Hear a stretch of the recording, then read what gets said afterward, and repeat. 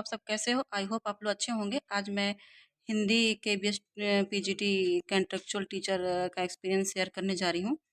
और मेरा इंटरव्यू 24 तारीख को हुआ था, लेकिन मैं वीडियो नहीं बना पाई थी। आज मैं वीडियो बना रही हूँ और अपना एक्सपीरियंस शेयर करने जा रही हूँ कि मुझसे क्या-क्या क्वेश्चन पूछा गया था, इंटरव्यू कैसे हुआ था। सबसे पहले कि जब हम लोग वहाँ एंट्री किए, उसके बाद बहुत सारे कैंडिडेट वहाँ पहुँचे हुए थे, तो इसके लिए रिटन एग्ज़ाम हुआ। रिटन एग्ज़ाम में बस केवल 8 लोग का नाम आया, शॉर्ट लिस्टेड हुए और 8 लोग का इंटरव्यू लिया गया था। और मेरा हिंदी था, जब मेरा चौथा नंबर आया था, चौथे नंबर पे मैं वहाँ इंटरव्यू देने गई, तो मुझसे क्या-क्या प्रश्न पूछे गए थे। पहले तो मेरा मेरा प्रिय कवि तुलसीदास जी हैं, तो उनके बारे में पूछा कि आपके प्रिय कवि कौन हैं? मैंने बताया तुलसीदास जी हैं। फिर उन्होंने कहा कि अच्छा ये बताइए कि तुलसीदास को सम्मानित ढंग से कैसे बुलाएँगे? तो गोस्वामी तुलसीदास। और दूसरा प्रश्न पूछा कि राम को अगर हम सम्मानित ढंग से अगर बुलाना है तो कैसे बुलाएँगे? तो उनको मर्यादा पुरुषोत्तम राम।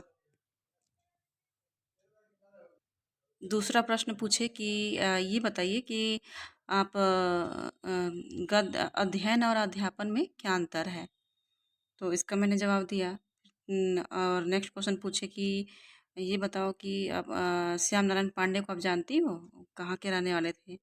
उसका जवाब दिया। फिर कहे उनकी कौन-कौन सी रचनाएँ हैं? हमने बताया हल्दी घाटी।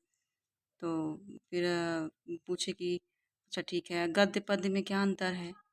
उसको एक्सप्लेन किया। फिर पूछे कि कहानी और कविता किसे कहते हैं? कहानी किसे कहते हैं? उसको एक्सप्लेन कर बताइए। और कविता पूछे। फिर कामायनी का पूछे कि कामायनी कितने प्रकार के होते हैं और उसके जितने सर्ग हैं, सर्गों के नाम बताइए। और ये सब क्वेश्चन बताया मैंने। बस ज़्यादा नहीं, क्योंकि मुझे हमें लगा कि कविता वविता पूछेंगे, नहीं कविता नहीं पूछे, क्योंकि ज़्यादा टाइम हो गया था। रात को 7:30 बजे मेरा इंटरव्यू था। और क्योंकि सुबह से वो लोग इंटरव्यू ले रहे थे, इसलिए जल्दी-जल्दी वो निपटा रहे थे कि इतना प्रश्न पूछकर।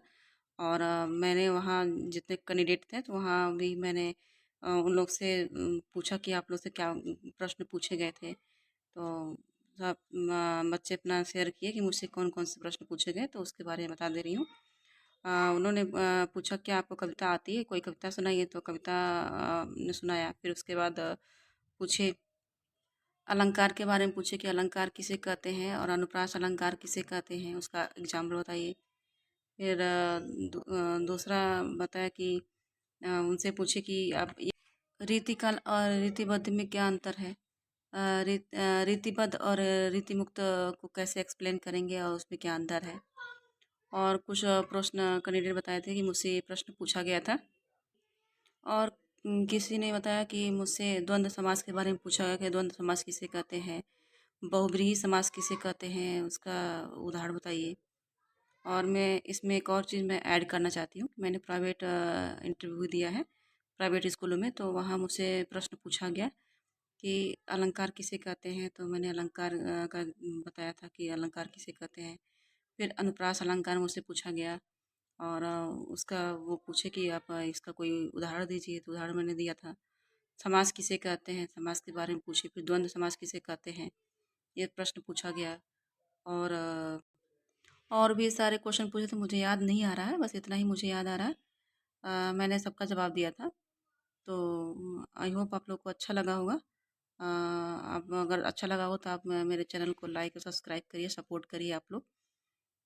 Thank you.